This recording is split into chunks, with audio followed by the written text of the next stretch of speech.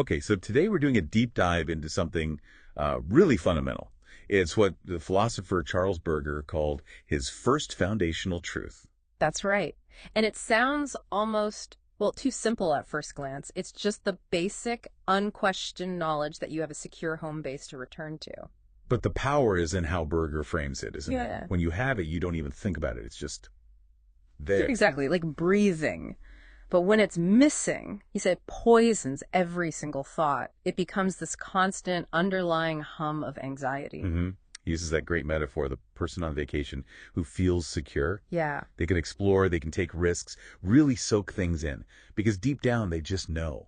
Implicitly. Implicitly, that their safe place, their home, it'll be there when they get back. It's not about money in the bank, it's security in their actual being. And to really unpack that security, we need to draw a line between two concepts. It borrows a bit from Gaston Bachelard, The poet of space, right? Okay. Right. So the house, that's the physical thing. The structure, the walls, the roof, what Bachelard called the geometrical object. Just the structure. Yeah. So the home, Yeah. that's something else entirely, something internal. Precisely. The home isn't the building, it's a state of being. It's that deep, subjective feeling of being rooted, of belonging. It gives you psychological safety, that sense of unconditional acceptance. Okay, so the foundational truth Berger talks about is when the physical house actually matches up with that internal feeling of home. That's the alignment. And you see the opposite too, right? Someone can own multiple houses, actual properties, Yeah. but still feel psychically, profoundly unhomely. They lack that inner rootedness. And that internal state, that feeling of home, it's like the launch pad for everything else. It connects straight to Maslow, doesn't it? Absolutely. Berger's truth is basically Maslow's second level, safety. And crucially, not just physical safety from like danger, but psychological safety, the absence of interpersonal fear. It's the platform you need before you can even really aim for things like self-actualization. Okay, so Maslow gives the what, the need. What about the how? How does this develop? Well, that brings us to attachment theory.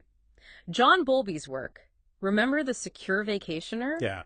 That's the adult version of a child having a secure base. The home, that internal feeling, acts as our adult secure base, our safe haven.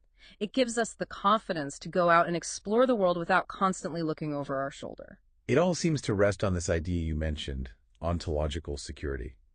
Sounds a bit academic. Can you break that down? It does sound heavy, but it's actually quite simple, you know? Ontological security is just the basic fundamental trust that the world is generally stable and predictable. Like the floor will be there when I step out of bed. Exactly like that. It's the existential anchor. It's mostly unconscious, this belief that things are basically reliable. Okay, but what happens when that anchor is, like, severed? Berger talks about the flip side. The person living in this constant low-grade fear of losing their home, even if they're doing everything right, totally honest and hardworking. What does that look like clinically? Well, that state he describes, that persistent anxiety, the hypervigilance, it maps almost perfectly onto complex PTSD, CPTSD. It often comes from developmental trauma or situations like coercive control, where safety and security were made conditional, dependent on pleasing someone or performing perfectly. So safety isn't a given. It has to be earned constantly. Right. And that conditionality gets internalized. Berger talks about self-abuse, which sounds harsh, but it's how that external trauma becomes an internal narrative. The child thinks it must be my fault. I'm not safe. I must be bad. Exactly. That erroneous conclusion, as he calls it. And then it gets cemented by learned helplessness, this deep-seated belief that nothing you do will really make a difference anyway, that you can't actually secure your own safety. That sounds exhausting. It is exhausting. It locks you in survival mode, just treading water mentally. This creates a huge cognitive load, meaning your brain's bandwidth is constantly maxed out, just managing the fear, the vigilance. There's simply no processing power left for learning, for growth, for taking healthy risks. So the risk aversion isn't irrational. It's trauma-informed. But it keeps you stuck. Tragically, yes. It stunts growth and opportunity. So the way out, it's not just about buying a house, is it? It's about healing that inner sense of home.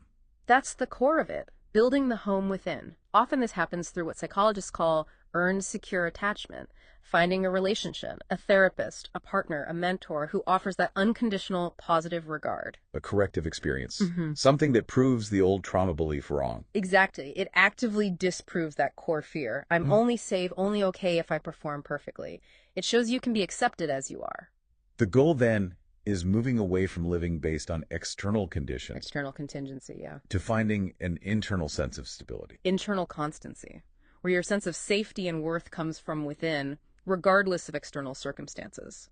Which ultimately leads to unconditional self-acceptance, realizing you don't need the external structure anymore because you provide the safety. You have to become the home. Become the home. Yeah. That's quite a thought. And maybe that's what we leave you with today.